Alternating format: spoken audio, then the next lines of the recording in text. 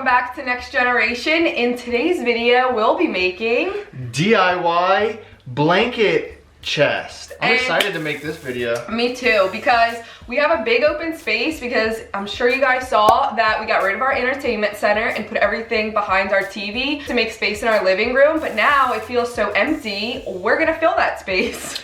And if you guys didn't see our blanket ladder that we made, go check that video out. But we've accumulated so many blankets that we've outgrown that, so we need to make something that can hold more blankets. So it led us to today's video. We also want all the blankets to be put away to where you can't see them, so this is the perfect solution. It's gonna be convenient, and to be honest, the ladder is great, but because we have white walls, I'm always afraid to scratch it, so we didn't put any kind of felt on the ladder. So it's kind of inconvenient to get the blankets where they are now. Not only is it gonna serve the purpose of holding our blankets, but also I feel like it's just gonna look really nice as a home decor piece. So you can use this chest for like kids' toys or clothes, anything. So it doesn't have to be just for blankets.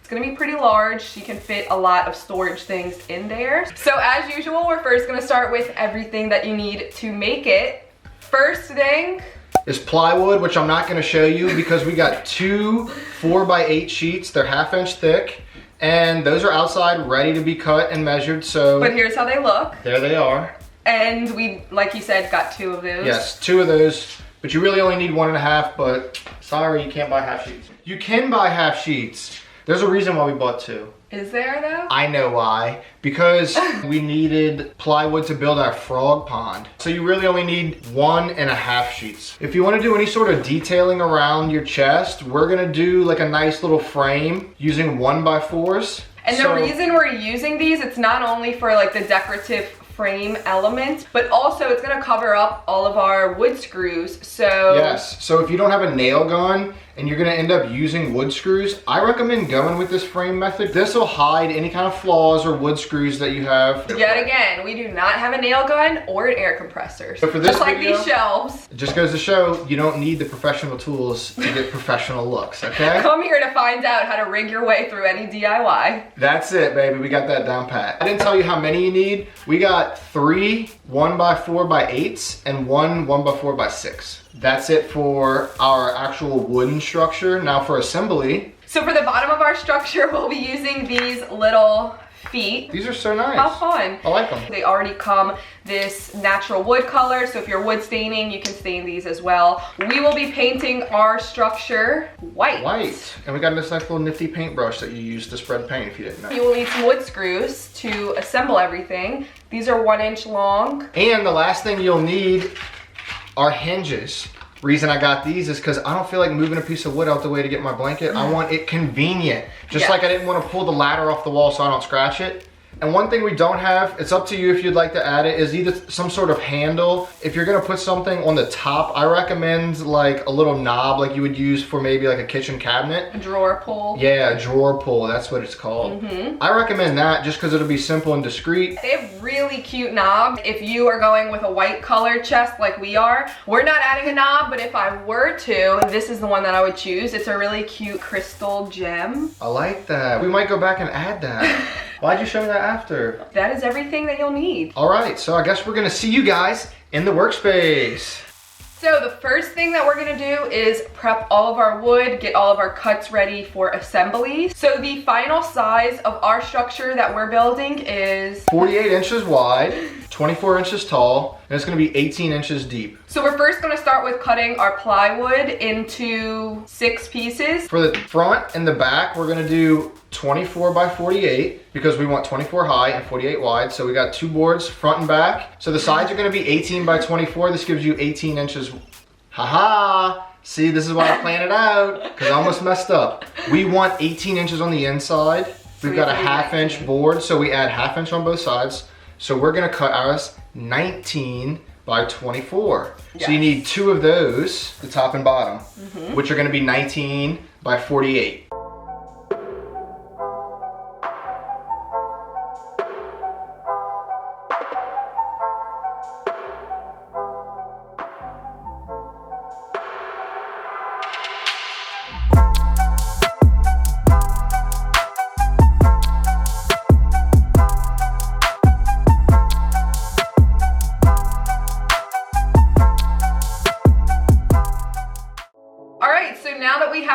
structure completely cut out, we're gonna go ahead and assemble it. And the way we're gonna do that is with wood screws. Haha. And are we pre-drilling? Yeah, we're definitely gonna pre-drill because this is gonna be furniture, so no room for error. I want it to be perfect. So we're gonna pre-drill everything. We're gonna use plenty of screws too because we want it to be solid. We want no gaps. Especially the bottom of your structure because this is gonna be holding the most amount of weight. And since the chest isn't sitting on the floor, it's sitting on feet, you definitely wanna be sure that your bottom is extremely secure to hold those blankets or they will fall right through. If we do feel like the bottom, being that it's 4 feet wide, does need some extra support across the middle, what we'll do is we'll just take a 2x4 and screw it along the bottom, and what that'll do is it'll keep the wood solid to that 2x4 so it won't bow or bend as we add blankets. And you won't be able to see it. Right, you won't be able to see it, it's on the bottom. We're also going to hold off on our top board. We're gonna wait to assemble that because we hate hinges and we hate working with them. I've made so many mistakes with cutting. I don't know why. Like, I always pre-measure everything out. So to completely avoid this, we're gonna wait to measure and cut our top board.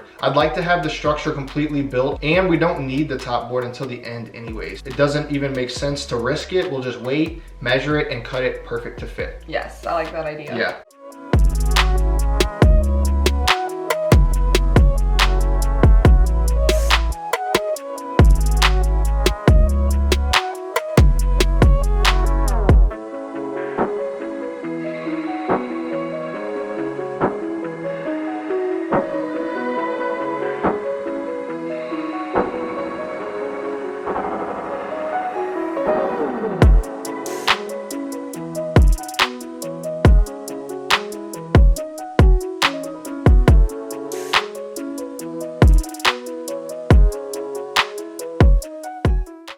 All right, so now that our structure is done, we're gonna go ahead and add the feet before this thing gets any heavier. Looks like you could just pre-drill this. It's already got wood threads and you just screw them right in.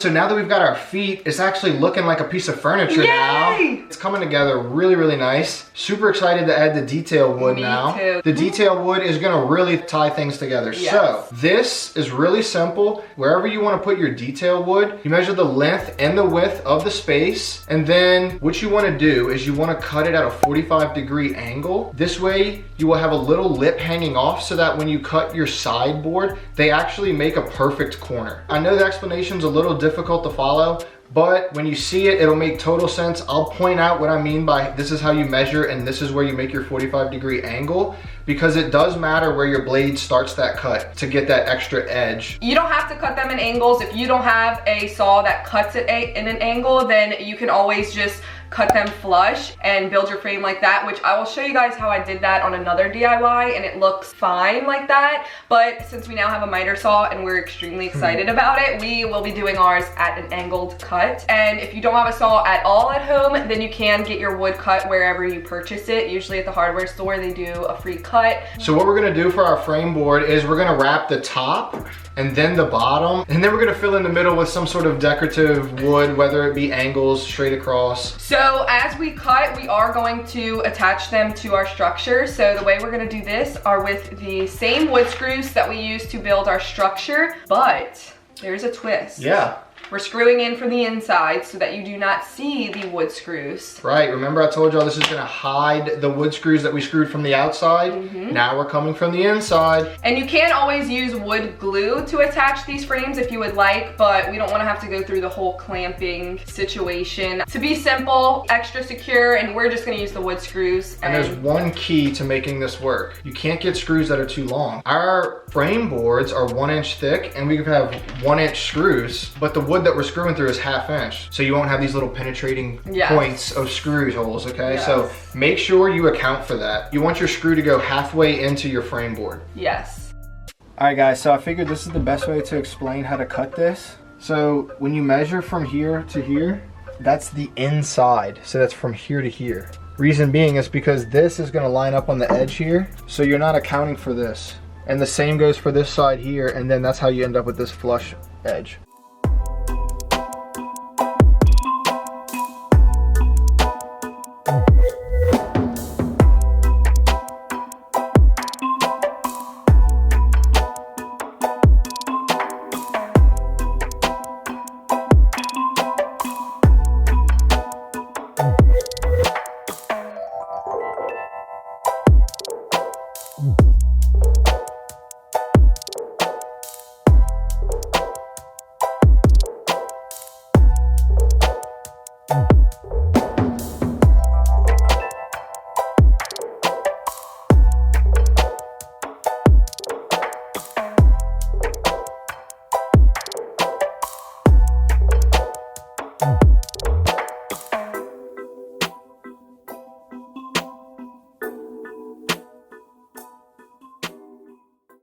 All right, guys, so the frame boards really did tie this thing together. Love it. I love how it came out. Better than I really thought. I mean, we accounted for everything and it paid off. So what we're gonna do is we're gonna make sure this is really smooth, no rough edges. We're gonna sand this entire thing down, baby bottom smooth, because remember, your blankets are going to be sitting on top of that. So you don't want any kind of sharp edges that may pull on the threads of your blanket. So just a tip, sand it really, really well.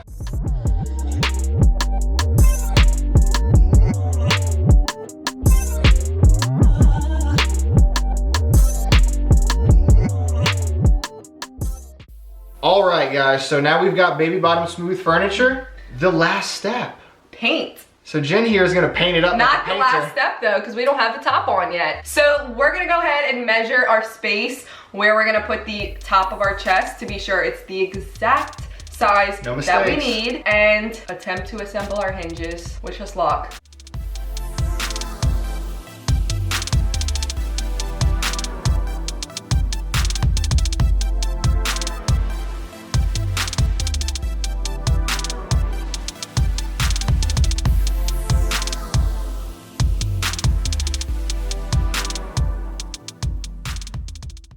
We're gonna paint the entire thing. Yay! The reason we like to paint after assembling, I know a lot of people like to paint before. Yeah. We like to do it after because we want all of those crevices and edges filled in nicely. And kudos to the people who can paint before and assemble. I've tried that, and guess what I ended up doing? Painting twice. Yes. Because I just nick the wood, or I don't have the patience to wait for the paint to dry to begin with. That's my issue. Also, sometimes our cuts are a little bit off. So once the board is already painted and then we go and make a cut, then it messes up your paint job. So we've just ran into way too many issues painting first. So yeah, we're painting. That's the step right now.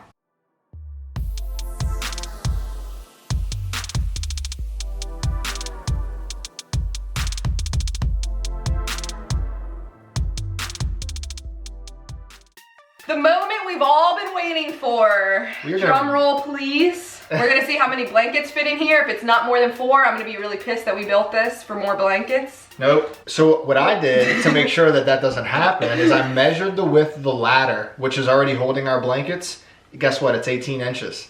So guess what I did? I built the structure to have 18 inches on the inside. So. Well, the width will fit, but how many blankets will fit? It's 4 feet.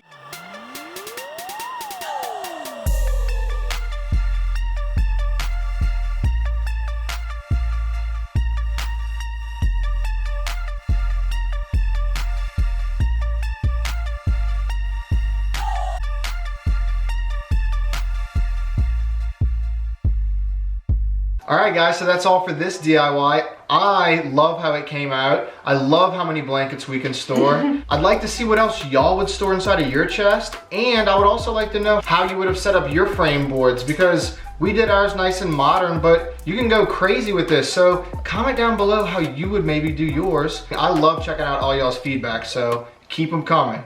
I hope you guys enjoyed this video. If you did, please give it a thumbs up. Subscribe if you're not already, and I'll see y'all in my next video. Bye guys.